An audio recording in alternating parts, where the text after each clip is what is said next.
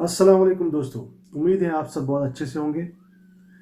Last video के regarding कुछ queries आई हैं, बहुत सारे दोस्तों ने फ़ोन किए हैं, मैसेज किए हैं कि सर जो आपने ये बताया कि टीडीएस डिपार्टमेंट को काटना है, उसके चलते हुए कुछ क्वेरीज आई थी मेरे पास, तो उसके लिए मुझे ये वीडियो आज का बनाना पड़ा। वीडियो में हम क्या देखेंगे? वीडियो में हम ये देखेंगे कि अगर हमें टीडीएस काटना है तो कौन काट सकता है टीडीएस, पहली बात तो ये। दूसरा ये कि कब काटना है टीडीएस, ये भी एक मुद्दा है। हम तीसरी बात कि कितना टीडीएस काटे, ये भी हमें देखना पड़ेगा।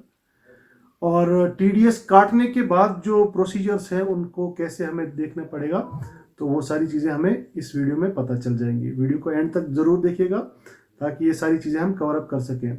तो पहली बात, person liable to deduct TDS, section 51 कहता है सीजीएसटी एक्ट का कि ये जो नीचे दिए गए लोग हैं, ये लोग जो हैं टीडीएस काट सकते हैं जीएसटी के अंदर।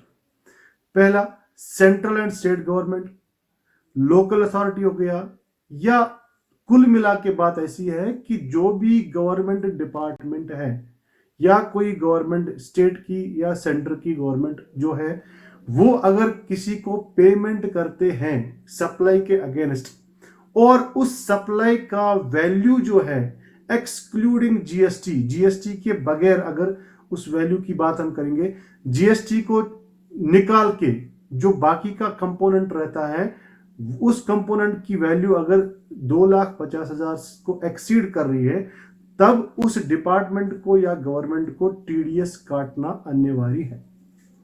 इसका मतलब है कि टीडीएस काटना कब जरूरी हो जाता है? जब सप्लाई का वैल्यू 2,50,000 रुपए से ज्यादा हो जाता है एक्सक्लूडिंग जीएसटी। और कितना टीडीएस काटना पड़ेगा? यदि हम एक ही स्टेट में काम कर रहे हैं तो 2% काटना पड़ेगा, आईजीएसटी 1% और सीजीएसटी 1% और एसजीएसटी 1%।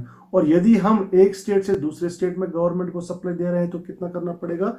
तो हमें सर 2% आईजीएसटी काटना पड़ेगा। यहां तक बात क्लियर है?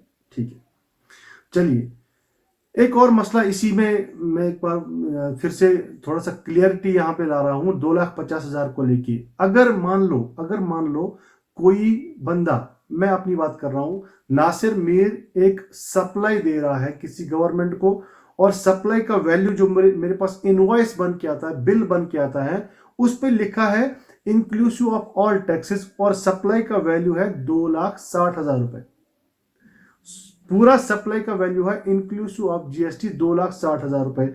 और जीएसटी का कंपोनेंट अगर मैं ले लूं, जीएसटी का कंपोनेंट अगर मैं 12% मान लूं, तो उसको हमें नेट कैसे करना पड़ेगा? नेट कैसे करना पड़ेगा? मैं सीधा क्या करूंगा, 2,60,000 डिवाइडेड बाई 112 मल्टीप्लाई बाई 100। तो इसका मतलब है मेरी जो सप्लाई है उसका वैल्यू है 2,32,142, 2,32,142, ये हमारी सप्लाई का वैल्यू है। एक और एग्जांपल लेता हूं, अगर मान लो मेरे पास एक इनवॉइस आया डिपार्टमेंट का और उस पर लिखा है कि इंक्लूसिव ऑफ ऑल टैक्सेस जो है आपका पेमेंट जो हम कर रहे हैं आपको, वो है 2,95,000। ठीक है, कितना है? 2,95,000। और 2,95,000 में अगर मैं ग्रॉस अप करूं और देखूं कि मेरा सप्लाई का वैल्यू कितना है, तो जीएसटी का रेट हम मानेंगे 18% है, जीएसटी का रेट मानेंगे 18% है। 2,95,000 डिवाइडेड बाई 112 मल्टीप्लाई बाई 100, तो 118 लेना है हमें। 2,95,000 डिवाइडेड बाई 118 मल्टीप्लाई बाई 100, तो वो एग्जैक्ट हमारे पास आ रहा है 2,50,000 रुपए का। मतलब यह है कि अगर मेरी सप्लाई जो है उसका वैल्यू जीएसटी का कंपोनेंट निकालने के बाद जो बाकी का कंपोनेंट बचता है, अगर उसका वैल्यू 2,50,000 से कम है या 2,50,000 है, तो टीडीएस नहीं कटेगा। इतना ध्यान रखना है, डिपार्टमेंट को टीडीएस नहीं काटना है। और यदि मैं बात करूं कि यही 2,95,000 2,95,000 अगर इस पे जीएसटी का रेट 18%, सॉरी 18% की जगह 12% लगेगा। तो बताओ कैसे करेंगे? 2,95,000 डिवाइडेड बाई 112, इस बार तो 112 करेंगे क्योंकि इस बार रेट ऑफ जीएसटी जो है वो 12% है, और मल्टीप्लाई बाय 100 करेंगे।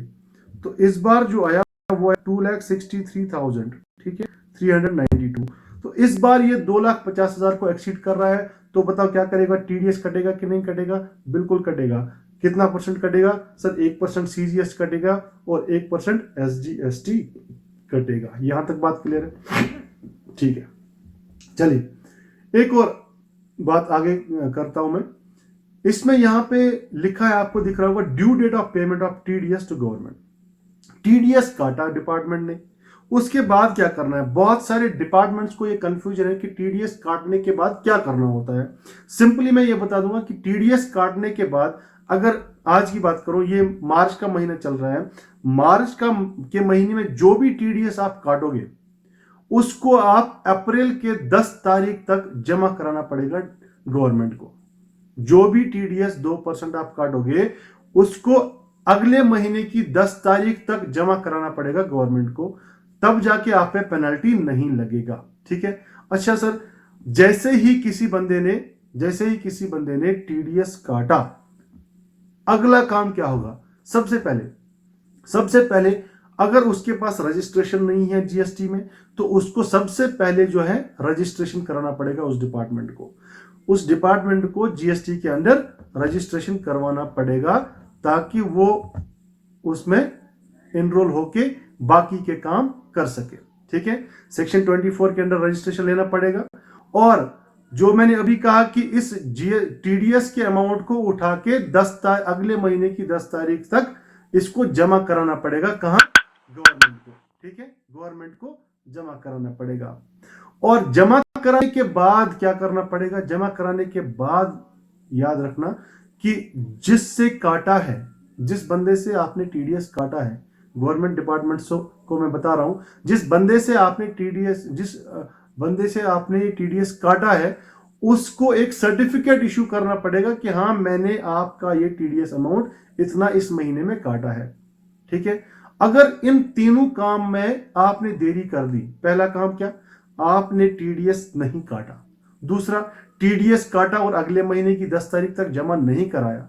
और तीसरा, और आपने उसको सर्टिफिकेट इशू नहीं किया। तीनों सूरतों में आप पेनल्टी के हकदार हो जाते हैं। आप पे फीस लग जाता है, पेनल्टी, जो कि 100 रुपीज पर डे आपको चार्ज किया जाएगा। मैक्सिमम 5,000 आपसे चार्ज किया जाएगा अगर आपने डिफॉल्ट किया इन तीनों केसेस में। ठीक है? एक और चीज, अगर कोई व्यक्ति जिसका टीडीएस कटा है, वो ये सोच रहा है कि नहीं सर, मेरा तो ये अपडेट ही नहीं हो रहा है, तो थोड़ा सा हमें भी डिपार्टमेंट्स को बताना पड़ेगा कि भैया आपने टीडीएस काटा है तो मुझे उसका सर्टिफिकेट दे दो। अगर आप सर्टिफिकेट की डिमांड करेंगे तब जाके डिपार्टमेंट को शायद ये रियलाइज होगा कि नहीं भैया, इसको जमा भी कराना पड़ेगा। जमा कराने के बाद जीएसटीआर भी भरना पड़ेगा। जीएसटीआर 7 भरने के बाद एक सर्टिफिकेट निकलेगा और वो सर्टिफिकेट मुझे आपको देना पड़ेगा, तब जाके डिपार्टमेंट के दिमाग में ये बात आ जाएगी। क्योंकि बहुत सारे डिपार्टमेंट जो है बहुत सारी लीनियंसी इसमें कर रहे हैं कि नहीं, हमें तो चलो टीडीएस काटा तो ठीक, नहीं भरा तो ठीक, जीएसटीआर 7 नहीं भरा, जीएसटीआर 7 भरा तो ठीक, उसको फिर सर्टिफिकेट इशू नहीं किया। ये जो डिलेज होते हैं ना, इसमें कहीं ना कहीं डिपार्टमेंट और हमारा दोनों का कसूर है। तो मैं रिक्वेस्ट करता हूं सब लोगों से कि अगर आपका टीडीएस कट रहा है तो आप डिपार्टमेंट से उसको अपडेट जरूर करा दीजिए। और डिपार्टमेंट से भी मैं एक रिक्वेस्ट कर रहा हूं कि यदि आप टीडीएस काट रहे हैं तो एक तो प्रोविजंस बराबर एक बार देख लिया करें, क्योंकि बहुत सारे डिपार्टमेंट्स क्या करते हैं, जो टोटल अमाउंट होता है इंक्लूडिंग जीएसटी, उसको टैक्सेबल वैल्यू मानते हैं। ये बहुत ही बड़ा कंफ्यूजन है।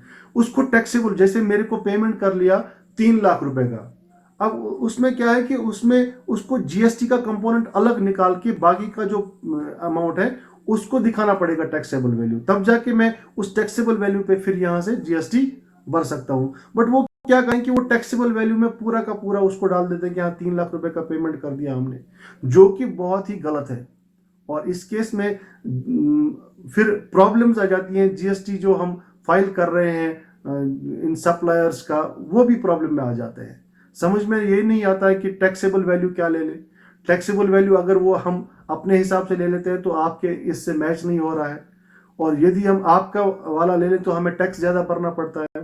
तो आपसे भी रिक्वेस्ट है कि आप एक बार प्रॉपर इसकी जांच करा के उसको जीएसटीआर 7 बना करें।